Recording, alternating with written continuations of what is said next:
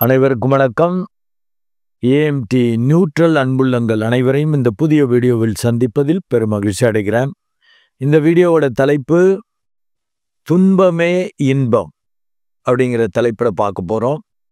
மீண்டும் தலைப்பை சொல்கிறேன், துன்பமே இன்பம். ஏற்கனவே ஏஎம்டி பாசிட்டிவ்ல இன்பமே துன்பம்னு பார்த்தோம். இப்போ நியூட்ரலில் நம்ம பேலன்ஸ் ஆகிறதுக்கு துன்பத்தில் அப்படியே துவண்டு போகக்கூடாதுன்னு. துன்பம்னா என்ன? பிடிக்காத விஷயம் நடக்கிறது, எதிர்பார்த்தது கிடைக்காதது, அப்படி இந்த மாதிரி நல்லவங்கன்னு நினச்சவங்க கெட்டவங்க, அதாவது உங்கள் எதிர்பார்ப்புக்கு மாறாக நடக்கிறது. அதன் வழியாக மனசுக்கு, உடம்புக்கு, எல்லா வகையிலையும் பொருளாதார ரீதியாக இப்படிலாம் ஏதாவது ஒரு நெகட்டிவை ஏற்படுத்தினுச்சு அப்படின்னா அது துன்பம். இந்த துன்பமே இன்பம்னு எப்படி சார் சொல்கிறீங்க? துன்பம்னாக்கா அது துன்பம் தானே. அதனால் மன உளைச்சல், நிம்மதி இல்லை, ஒரு வீக் ஆகிற மாதிரி தானே இருக்கும். அது எப்படி இன்பமாக மாறும்? ஒவ்வொரு விஷயத்தில் இப்போ இது துன்பமாக இருக்கிறது பின்னாடி இன்பமாக மாறும். எந்த ஒரு விஷயத்தையும் எடுத்துக்கிட்டாலும் அதுதான். இப்போ யார் மேலே ரொம்ப அன்பு வைக்கிறீங்க, பற்று வைக்கிறீங்க, அவங்க இல்லாமல் போகிறப்ப துன்பம். இந்த பற்று வைக்கிறது இன்பம். அவங்களும் அன்பாக இருப்பாங்க. ஒரு நாய்க்குட்டி இருக்குது, அப்படி அன்பா அது வீட்டுக்கு வந்த வாலாட்டும் பாயும், அது இன்பம்.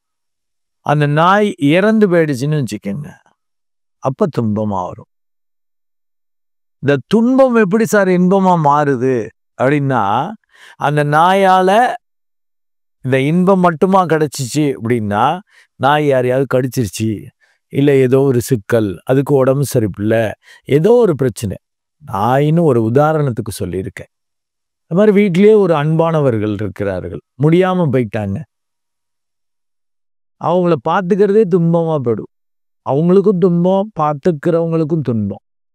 அவங்க இறந்து போகிறது துன்பம்தான். இறந்து போயிட்டா அப்புறம் இன்பமாக மாறிடும். எப்படி அப்படின்னா, எப்போ அவங்க கஷ்டப்படாமல் நல்லபடியாக போனாங்க, ஒரு வழியாக பாவம் ரொம்ப கஷ்டப்பட்டுட்டாங்க, போதும், அந்த நிறைவு வந்துடும். அதனால தான் இன்று பார்த்தீங்கன்னா கிராமத்துலலாம் நல்லா வாழ்ந்து இறந்தவங்களுக்கு நல்ல சந்தோஷமா ஒரு தாளம் கூத்து, இந்த கோயில் திருவிழாலெல்லாம் ஃபங்க்ஷன் நடத்துகிற மாதிரி நடத்துவாங்க. இறப்ப அப்படி பிரம்மாண்டமான இதெல்லாம் கட்டி அப்படியே அந்த துன்பமே இன்பமாக மாறும். நல்லபடியாக வாழ்ந்துட்டு போயிருக்காங்கன்னு. இது ஒவ்வொரு விஷயத்துலையும் அப்படிதான் இருக்கும். அந்த நாயை பற்றின கவலை போயிடும், கொஞ்சம் ரிலாக்ஸாக இருக்க முடியும். எல்லா விஷயத்திலையும் இன்பமும் துன்பமும் கலந்துருக்குங்கிறதால தான் துன்பமே இன்பம்ங்கிறது. பேசாம இருக்கிறது சும்மா இருப்பதே சுகம்பாங்க யோகிகள், ஞானிகள், ரிஷிகள் எல்லாம். சும்மா இருக்கிறது எப்படி சார் சுகம்? அது லோன்லினஸ்ஸாக இருக்கும் ஒரு மாதிரி அப்படின்னு. அது நமது மனநிலையை பொறுத்து. ஆனால் அவங்க என்ன சொல்றாங்க? சும்மா இருப்பதே சுகம். அடுத்து டாக்டர்ஸ் எல்லாம் சொல்லுவாங்க, சரியா தூக்கம் இல்லை, கண்ணை மூடிட்டு இருக்கேன் சார், அப்படியே கனவு வருது, இது வருது, தூங்கவே முடியலன்னு. ஆனால் யோகிகள், ஞானிகள் என்ன சொல்றாங்க? தூங்காமல் தூங்குவது இன்பங்கிறாங்க. உங்களுக்கு தூங்காம அப்படியே, ஆனால் தூங்கிட்டு இருக்கீங்க, ஒழுங்கா தூங்கலை. தூங்காமல் தூங்குவது இந்த யோக நிலைக்கு அதை சொல்லுவாங்க. நமது பார்வையில தான் அந்த இன்பம் துன்பம் இருக்குங்கிறதும், துன்பம்ங்கிறது ஒரு வகையில இன்பமாக அதுலேருந்து விடுபட்டுறது. எதுலெல்லாம் பற்று வச்சிருக்கீங்களோ அதன் வழியெல்லாம் துன்பம், அதை விட்டுட்டீங்கன்னா இன்பமா மாறிடும். அந்த துன்பத்தை, அந்த பற்று வச்சிருக்கிறதால சோகம், பிரச்சனை. யாராவது ஒருத்தவங்களை நம்பி இருக்கீங்க, அவங்க அவங்கள ஏமாத்திட்டு போயிட்டாங்க. அப்படியே அவங்க மேலே பற்று இருக்கிற வரைக்கும் அவங்கள நினச்சி கஷ்டம் வந்துட்டே இருக்கும். எப்படி இருந்தோம், எப்படி நடந்துக்கிட்டோம், எப்படி மதித்தோம், எப்படி எல்லாத்தையும் கொடுத்தோம், நான் என்ன சாப்பிட்றேனோ அதை கொடுப்பேன், அவ்வளோ அன்பாக இருந்தேன், இப்படி பண்ணிட்டானேன்னு ஒரு சோகம் வரும். அவன் மேலே பற்று இருக்கிற வரைக்கும் அது துன்பமாக இருக்கும். அந்த பற்றை எடுத்துட்டீங்கன்னு வச்சுக்கோங்க, கெட்டவன் போயிட்டான் விடு, அதுவே இன்பம். இப்போ தொல்லை கிடையாது இல்லை. அவனால் என்னென்ன பிரச்சனை வந்துச்சு அதெல்லாம் இப்போ வராதில்லை. நாம் கஷ்டப்பட வேண்டியதில்லை இல்லை, நம்ம நெருக்கடியில் மாட்டிக்க வேண்டியதில்லை இல்லை அப்படின்னு ஒவ்வொரு இதுலேயும் அப்படி வரும். நீங்கள் ஒவ்வொரு உங்கள் வாழ்க்கையில் நடந்த ஒரு மிடில் ஏஜ் இவங்களே எடுத்து பார்த்துக்கலாம். ரொம்ப வயசான பிறகு தான் ஞானம் வரும், வயசான பிறகு தான் இதுன்னு கிடையாது. ஒரு சின்ன மிடில் ஏஜ் ஆளுங்களே எடுத்துக்கங்க. எதெல்லாம் இன்பம்னு நினைக்கிறீங்களோ, இப்போ யாரையாவது ஒரு ஒரு ஒரு சின்ன வயசு பசங்களை எடுத்துக்குவோம். ஏதாவது ஒரு பொண்ணு லவ் பண்ணா இன்பம்னு நினைப்பான். லவ் பண்றது தான் துன்பமா மாறும். அவளை விட்டு விலகிட்டா இன்பமா மாறும். பார்வை தான். ஏன்னா அவளை லவ் பண்ற வரைக்கும் அவளால பிரச்சனை. திரும்பி பார்க்காம போயிட்டா துன்பம், துன்பம், துன்பம், துன்பம், துன்பமாவே இருந்துட்டு இருக்கோம். ஒரு சரியா இது பண்ண முடியல, பேச முடியல, இப்படி இருந்துட்டே இருக்கும். ஒரு வழியா டோட்டலா அவ விட்டு விலகி போயிட்டான்னு வச்சுக்கோங்க, அது இன்பமா மாறிடும். அவளுக்காக அலையிறது, பார்க்கறது, அவளை பத்தி சிந்தனை இருக்கிறது எதுவுமே இருக்காது. அவ சரியில்லை, முடிஞ்சிருச்சு, கெட்டவ அப்படின்னு அது ஒரு துன்பமா போணுச்சுன்னா, இப்படி ஃபீல் பண்ணுங்க ஒவ்வொரு விஷயத்தையும். அது எப்போ ஃபீல் பண்ண முடியும்? தியானம் பண்றப்ப தான். அது தாரணைம்பாங்க. உங்களுக்குள்ள பிரச்சனைகளை பற்றிலாம், அந்த துன்பங்களை பற்றிலாம் அப்படியே யோசிக்கிறப்ப, இந்த சிம்பிளான நான் சொல்லக்கூடிய அஸ்ட்ரோமைண்ட் தெரபி சேனலில் சொல்லக்கூடிய இந்த ஜப தியானத்திலே வரும். அந்த இப்போ இருக்கிற பிரச்சனைகள், அந்த துன்பங்களை யோசிச்சுட்டு நீங்கள் இருக்கிறப்ப அதுக்கு ஒரு தீர்வு வந்துடும். சிரிப்பீங்க. இந்த வள்ளுவர் சொல்லுவார் இல்லைங்க, துன்பம் வரும் வேலையில சிரிங்கம்பாங்க. அது எப்படி சார் முடியும்? அது உணர்ந்து பார்த்தா தெரியும். இதனால தான் துன்பம், சி இதை எடுத்துட்டா சரியா போச்சு அப்படிங்கிற அந்த ஒரு உணர்வு வரும், அந்த ஞானம் வரும். அதை தான் தியானத்தில் தாரணைம்பாங்க. உள்ளுக்குள்ள அப்படியே ஃபீல் பண்ணிட்டு இருக்கிறது. அதுக்கு சொல்யூஷன் அது ஏர்லி மார்னிங் பண்ணிங்கன்னா யாராக இருந்தாலும் அதுக்கு தீர்வு கிடைக்கும். ஏர்லி மார்னிங் இந்த பிரபஞ்சமே சைலண்ட்டாக இருக்கும். கெட்ட எண்ணங்களே மேக்சிமம் இருக்காது. எல்லாம் தூங்கிட்டுல இருப்பாங்க. ரொம்ப வெரி ஸ்பெஷல் பீப்புள் தான் 3-4 எந்திரிச்சு உட்காந்து தியானம் பண்ணுவாங்க. அவங்களுக்கு அந்த பிரபஞ்சம் நல்ல அறிவுறுத்தும். பிரபஞ்ச ரகசியங்கள்லாம் புரியும். அப்படி அமைதியான ஒரு சூழலுக்கு எண்ணங்களே இருக்காது. இப்போ பகல்லன்னாக்கா நல்லவங்க கெட்டவங்க அத்தனை எண்ணங்களும் சுற்றி கொண்டிருக்கும். அது நம்மளுக்கு தாக்கத்தை ஏற்படுத்திட்டு இருக்கும். இதே அந்த ஏர்லி மார்னிங், ஏன்னா 12 மணி மட்டும் கூட தூங்காமலாம் இருப்பாங்க. அதனால தான் ஒரு 3, 3:30, 4. ஏன்னா பொதுவிலேயே பார்த்தீங்கன்னா சூரிய உதயம் ஆகிறதுக்கு அப்புறம் தூங்குவாங்க கெட்டவங்க. சுமாராக இருக்கிறவங்கலாம் கெட்டவங்கன்னு சொல்ல தேவையில்லை. லேட்டாக எந்திரிக்கிறதால கெட்டவங்கன்னு இல்லை. லேட்டாக அது அவங்களுக்கு ராக் கோழிங்கிற மாதிரி. சில பேருக்கு அப்படிதாங்க.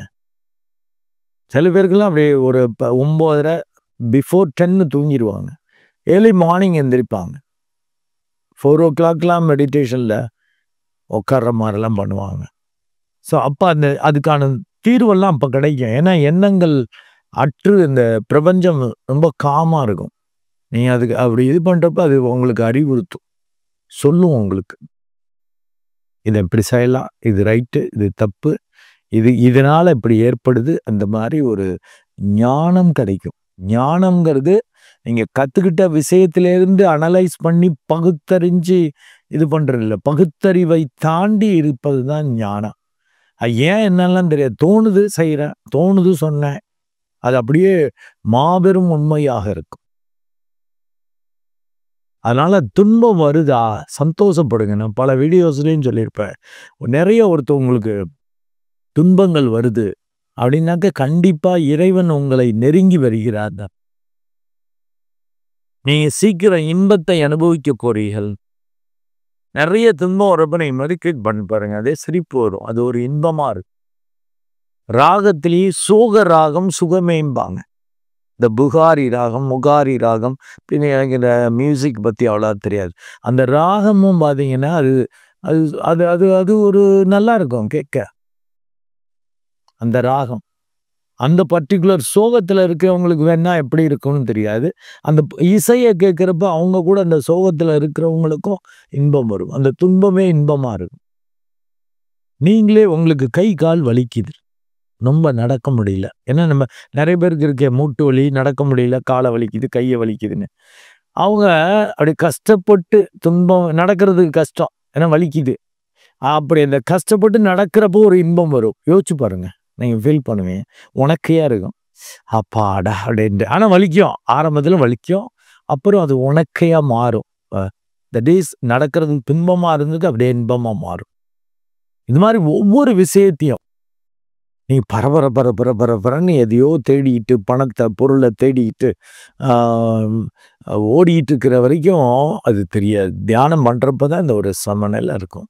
அப்போ எல்லாத்திலையும் பிரித்து பார்க்கக்கூடிய தன்மை.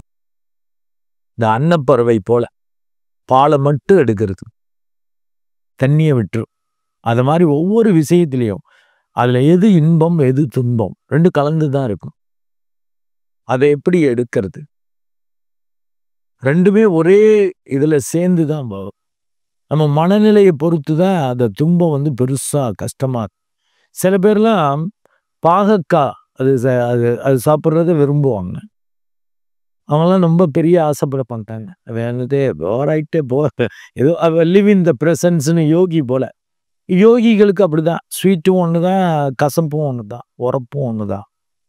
இதே சாதாரண ஆளுங்களுக்கு உரப்பு சாப்பிட்டா டென்ஷன் ஆவாங்க. அந்த ஸ்வீட்டு அப்படின்னா சந்தோஷம், அது உணர்வுகளை தூண்டும். இந்த அறுசுவைக்கும் ஒவ்வொரு குணம் இருக்கும். நிறைய ஸ்வீட் சாப்பிட்றவங்க ஜாலி மேனாக தான் இருப்பாங்க. பின்னாடி ஜோலி வரும். ஒவ்வொரு ஸ்வீட் சாப்பிட்டா வம்புன்னு அந்த வீடியோவில் சொல்லியிருப்பார். சில பேர் கசப்பு ரொம்ப பிடிக்கும். அவங்கெல்லாம் எல்லாத்தையுமே சுகமாக பார்ப்பாங்க. என்ன இருக்கு உலகம், இப்படி இருக்கு அப்படி இருக்குன்னு நொந்துக்கிட்டு இருப்பாங்க. மெடிடேட் பண்ணிட்டீங்கன்னா ஒரு இதில் சிக்க மாட்டீங்க. ஒரு காரம் அதிகம் சாப்பிட்றவன் டென்ஷன் பார்ட்டியாக இருப்பான். வேகம் கோபம்னு அவனுக்கு படார்னு வரும் காரம் சாப்பிட்ற ஆளுங்களுக்கு. ஒரு எரிச்ச பிடிச்ச ஆள், ஒரு எரிச்ச இந்த சென்ஸு வேகம் கோவம்னா அடிதடியில் இறங்குறது மோடு முண்டி மாதிரி, அது காரம். கொஞ்சம் உப்பு அதிகமாக இருக்கிறவங்க ரொம்ப சூடு சொரணை இருக்கிற மாதிரி ஆகும். ஒரு சின்ன விஷயத்துக்கு கோச்சுக்குவாங்க, மரியாதை இல்லை அப்படியாக்கும் இப்படியாக்குமாங்க. அந்த ஒவ்வொரு அந்த அறுசுவைக்குமே அந்த உணர்வுகள் இருக்கும். அதனால இதுதான் உயர்ந்தது, இது தாழ்ந்தது, இன்பம்தான் சிறந்தது, துன்பம் கெட்டது அப்படின்னா இல்லை. துன்பமே இன்பமாகவும் மாறும். அதை சரியா புரிஞ்சுக்கிட்டீங்கன்னா, நிறைய துன்பங்கள் வருது அப்படின்னா அதான் தங்கத்தை தான் ஸ்புடம் போடுவாங்க, சுத்தப்படுத்துவாங்க. நல்ல நெருப்புல போட்டு அந்த தங்கத்தை சுட சுட அப்படி பளிச்சுனா, அதுதான் இரும்ப சுடுறது. அதை சரி பண்ண வளைக்கிறதுக்கு இது பண்றது, அதை இன்னும் மெருகேற்றுறதுக்கு ரெண்டுத்துக்கும் வித்தியாசம் இருக்கு. இதை துன்புறுத்துற மாதிரி இருக்கும் சூடு பண்றது இரும்பு, தங்கத்தை சூடு பண்றது மெருகேறும், அதோட மதிப்பு இன்னும் உயரும். ஸோ நிறைய துன்பங்கள் வருதா, நீங்க ஜொலிக்க போறீங்கன்னு அர்த்தம். அது இன்பமாக மாறப்போகுது. என்ஜாய் பண்ணி அது மெடிடேட் பண்ணா அந்த மைண்டு வரும். ஏன்னா கடவுள் யாரை ரொம்ப பிடிக்குமோ அவங்களுக்கு பெரிய பொறுப்புகள் கொடுக்கறதுக்கு உங்களை தகுதிப்படுத்துவதற்காகத்தான் துன்பத்தை கொடுப்பார். பின்னாடி அப்படி ஒரு இன்பமாக நீங்க வாழ முடியும். துன்பமே இன்பமாக மாறும். இப்படிலாம் கஷ்டப்பட்டு இது பண்ணோன்னு அந்த அனுபவம் பெரிய இன்பங்களை சேர்க்கும். நீங்க இதெல்லாம் என்னுடைய வார்த்தைகளை கேட்டு இது பண்ண உள்ளுக்குள்ள பேசணும். நானும் உங்களை பொறுத்தேன் டம்மி பீஸு. என்னுள்ள இருக்க அதே சூப்பர் பவர் தான் உங்கள்கிட்டையும் இருக்கு. அப்படி நான் சொன்னபடி மெடிடேட் பண்ணீங்கன்னா அந்த உள்ள இருக்கிற அந்த சூப்பர் பவர் சொல்லும். அதை ஃபீல் பண்ணீங்க, உங்களுக்கே சிரிப்பு வரும். அது பேரு தான் ஞானம். நன்றி அன்புள்ளங்களே. மீண்டும் ஒரு நல்ல வீடியோவில் உங்களை சந்திக்கிறேன். அதுவரை உங்களிடமிருந்து வணக்கம் கூறி விடைபெறுவது உங்கள் அன்பு டாக்டர் அருட்குழந்தை ஆறு கணேசன். நன்றி, வணக்கம்.